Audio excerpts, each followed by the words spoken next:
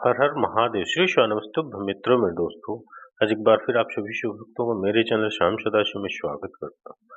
आशा करता हूँ आप सभी शिव भक्त स्वस्थ और फिट होंगे। चलिए मित्रों, आज मैं आप सभी शिव भक्तों के लिए कर्ण कर्ण की संपूर्ण कथा लेकर के आया हूँ। कर्ण कौन थे? कर्ण एक महान योद्धा थे।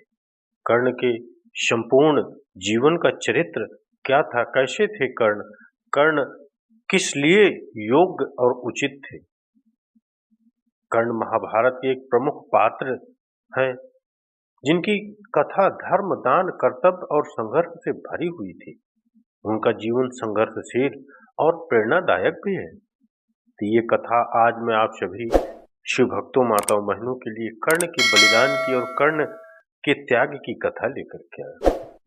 कर्ण कितने वीर और कितने पराक्रमी और कितने दानवीर थे, इस सभी का आज मैं संपूर्ण वृत्तांत आपको कहने वाला हूं। तो चलिए मित्रों, ज्यादा समय न लेते हुए जानते हैं, समझते हैं कर्ण के जीवन के चरित्र के विषय में। और निवेदन एक ही रहेगा कि आप अंत तक अवश्य स्मरण करिए, श्रवण करिए और उनके जीवन के एक एक पहलू पर नजर डालिए। तो चलिए मित्रों, कर्ण का जन्म कुंती और सूर्यदेव के वरदान से हुआ था।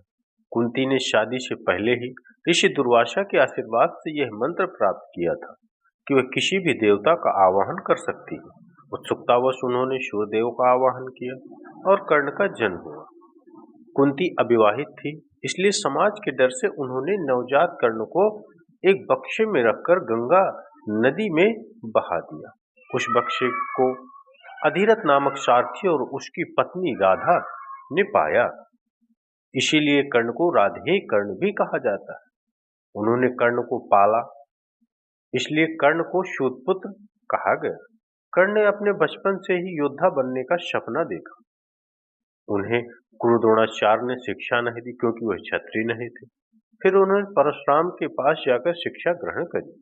परशुराम जी ने कर्ण को ब्राह्मण समझकर शस्त्र विद्या सिखाई, लेकिन जब परशुराम को कर्ण का असली परिचय पता चला तो उन्होंने नाराज होकर उन्हें श्राप भी दिया कि संकट के समय वह अपने सबसे महत्वपूर्ण ज्ञान को भूल जाएंगे।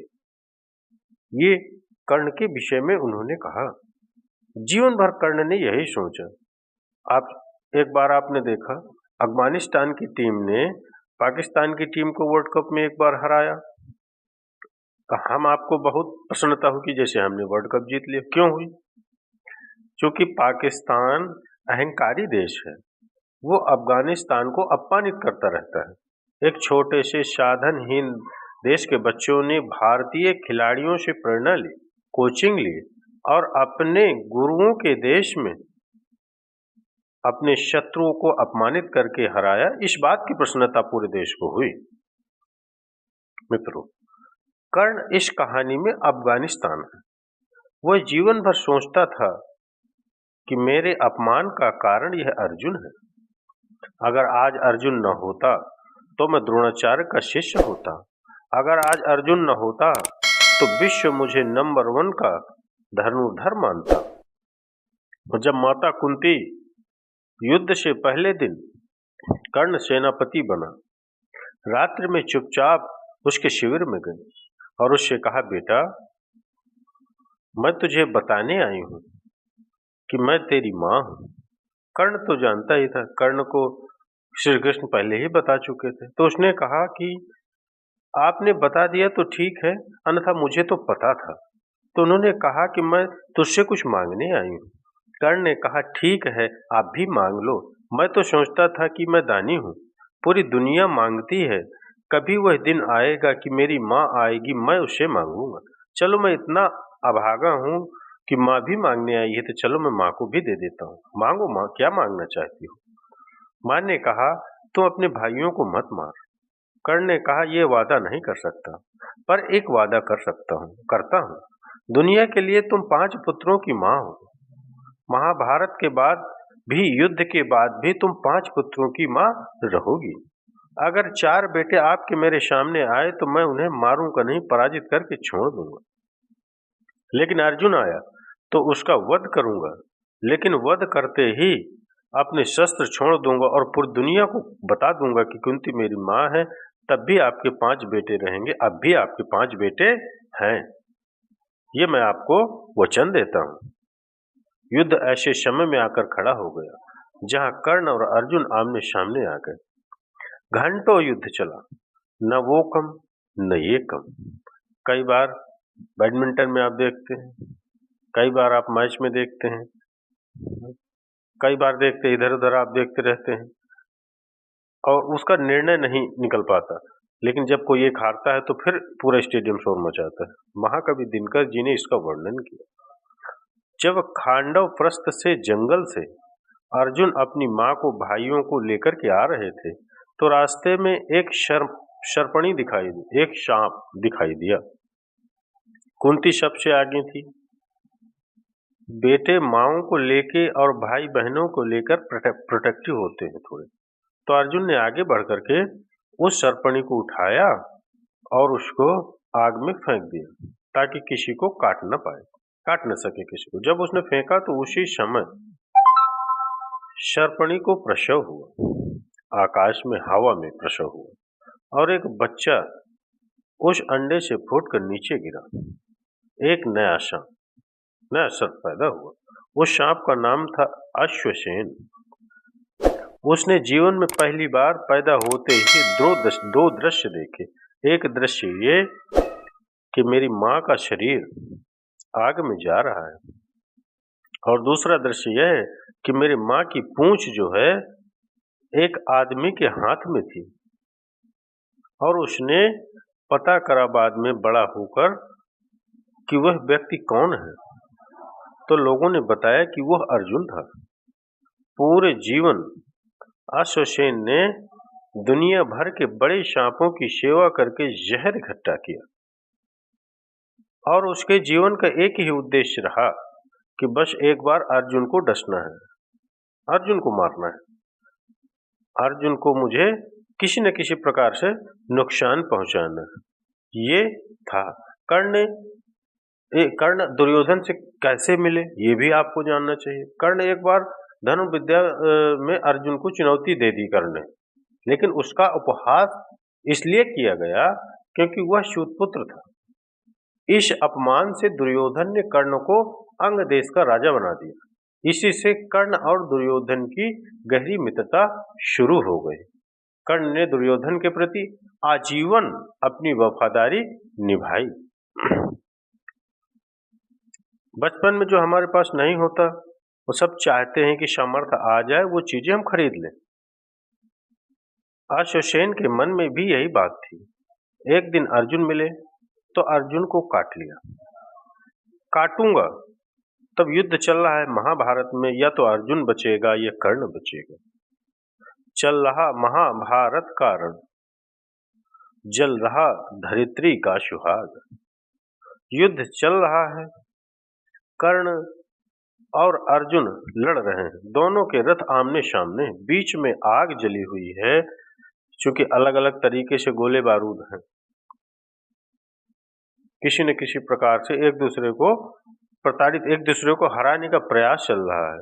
कई प्रकार के गोले बारूद चलाए जा रहे हैं, तो इसलिए बीच में आग है और एक तरफ कर्ण और एक तरफ अर्जुन युद्ध में तल्लीन है। पूरी तरीके से एक दूसरे को समाप्त करने के लिए लगे हुए हैं। चल रहा महाभारत का रण, जल रहा धरित्री का सुहाग। फट कुरुक्षेत्र में खेल रही नर के भीतर की कुटिल आग। बाजियों गजों की लोथों में गिर रहे मनुज के छिन्न अंग। बह रहा चतुष्पद और द्विपद का रुधिर मिश्र हो एक संग हो। गत्वर गैरय सुधर भूधर से के लिए रक्त रंजित शरीर थे जूझ रहे कौंतेय कर्ण क्षण क्षण करते गर्जन गंभीर। दोनों रण कुशल धनुर्धर नर, दोनों संबल दोनों समर्थ, दोनों पर अमोघ थी विशिक वृष्टि हो रही व्यर्थ। कोई न हार रहा है न कोई जीत रहा है। कृष्ण भी परेशान है। मामा शल्य जो कर्ण का रथ चलाते हैं, सारथी हैं, वो भी परेशान है। अचानक कर्ण ने अपने तरकश में तीर निकालने के लिए हाथ डाला और जैसे ही तीर निकाला, तीर के ऊपर एक सांप लपटा हुआ। उसने बाहर निकलकर कहा, कहता कि कर्ण, मैं अश्वसेन। ओ कर्ण, मेरा नाम अश्वसेन है। मैं दुनिया का सबसे जहरीले सांपों से भी ज्यादा जहरीला हूँ। और आज तेरा और मेरा दुश्मन एक है। तुझे लड़ने की जरूरत ही नहीं। मैं आग को पार नहीं कर सकता। तुम बस इतना कर, इसी तीर पर मुझे लपेट कर अर्जुन के रथ पर फेंक दे और फिर लड़ने लग। अर्जुन तुझसे लड़ रहा होगा, मैं पीछे से जाकर उसे काटूंगा। वो मर जाएगा। मेरा भी बदला पूरा हो गया, तेरा भी बदला पूरा हो गया। समझिए, ऐसा उन्होंने कहा। कर्ण सोच में पड़ गए। मतलब कर्ण सोच में पड़ गए और सर्प ने ये कहा। लेकिन दुश्मन तो खत्म होता, लेकिन आत्मा भी खत्म हो जाती उनकी। अश्वसेन ने कहा, मैं अश्वसेन विश्वशेष भुजंग का स्वामी हूं।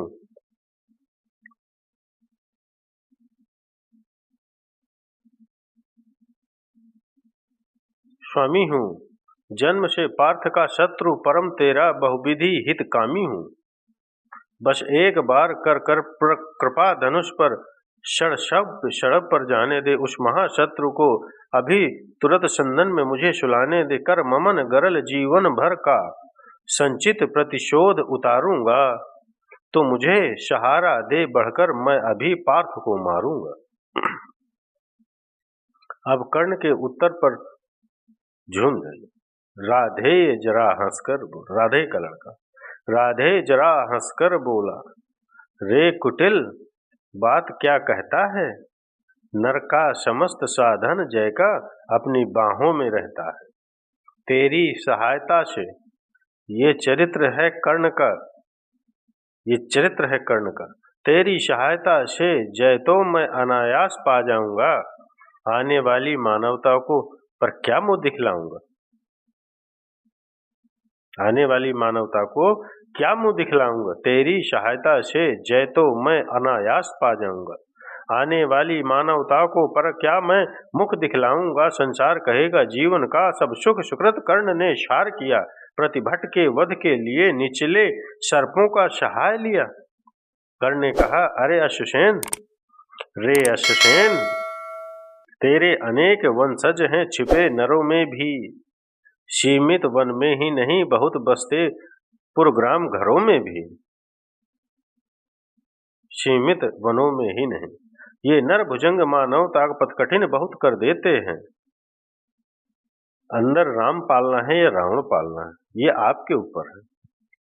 इसलिए सभी को लगता है ये कि कैसे कर्ण कितने परम योद्धा थे, उन्होंने सर्प को इनकार कर दिया कि अगर मैं आज तुम्हारा सहारा लेता हूं तो मेरा आने वाला जो भी इतिहास रहेगा वो मुझे जीवन भर धिक्कारेंगे लोग। इसलिए मैं तुम्हारा सहारा बिल्कुल भी नहीं ले सकता। कर्ण कितने महान योद्धा थे। कर्ण कितने महान योद्धा थे। इस प्रसंग से पता चलता है कि कर्ण जैसा वीर और कर्ण जैसा योद्धा आपको कभी कभी किसी किसी युग में देखने को मिलेगा। कर्ण इतने महान योद्धा थे। तो कर्ण की इस महानता को आप सभी ने सुना कि कर्ण कितने महान योद्धा थे। इसके बाद कर्ण से युद्ध में सभी पांडव योद्धाओं को भी उन्होंने हराया। पांडव योद्धाओं पांचों में से 4 पांडवों को उन्होंने हराया था। उन्होंने अर्जुन के साथ भीषण युद्ध किया। युद्ध के दौरान उनके रथ का पहिया जमीन में धंस गया। सर्प को हटा दिया, युद्ध चलता रहा। युद्ध के दौरान उनके रथ का पहिया जमीन पर धंस गया और उसी समय अर्जुन ने उसका वध कर दिया। निहत्थे कर्ण का वध अर्जुन ने उस समय किया, क्योंकि माधव कृष्ण ने कहा था, हे अर्जुन, उठा गांडी चला धनुष।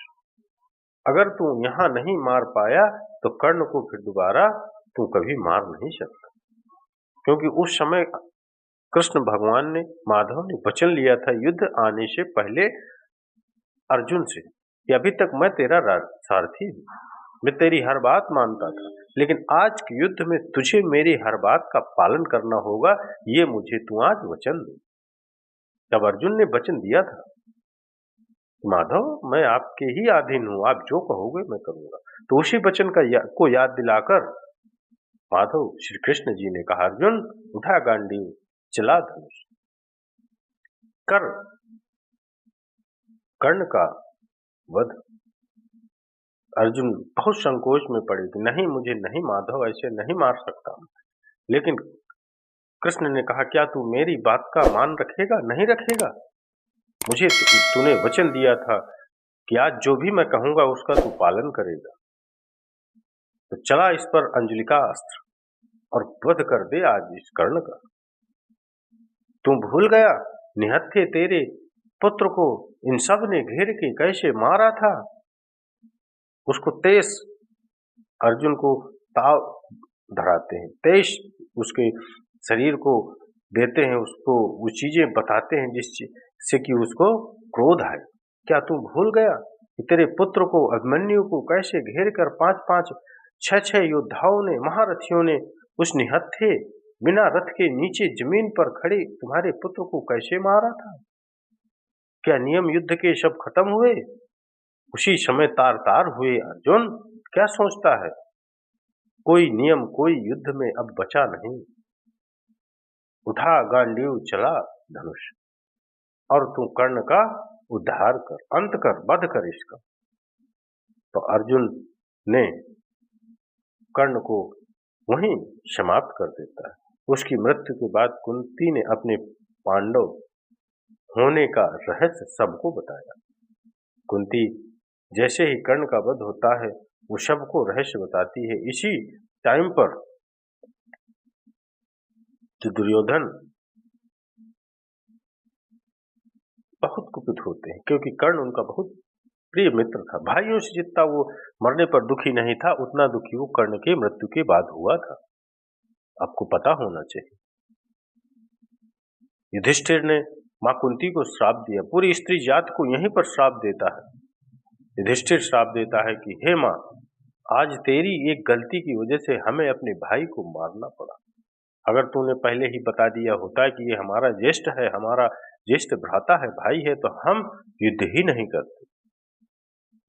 इसलिए आज मैं श्राप देता हूं पूरी स्त्री जाति को कि आज के बाद अब कभी भी किसी भी स्त्री के पेट में कोई बात नहीं रुकेगी, कोई बात नहीं बचेगी। आज मैं आप सभी स्त्री जाति को श्राप देता हूं। यहाँ पर श्राप देता है युधिष्ठिर पूरी स्त्री जाति को।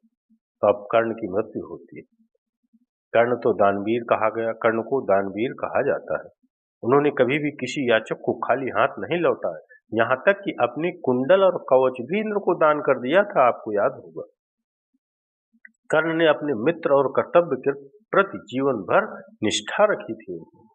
कर्ण ने समाज द्वारा किए गए भेदभाव और अपने अधिकारों के लिए संघर्ष किया था। कर्ण का जीवन हमें सिखाता है कि परिस्थितियां चाहे कितनी भी कठिन क्यों न हो, अपने कर्तव्य और मूल्यों के प्रति निष्ठावान रहना चाहिए।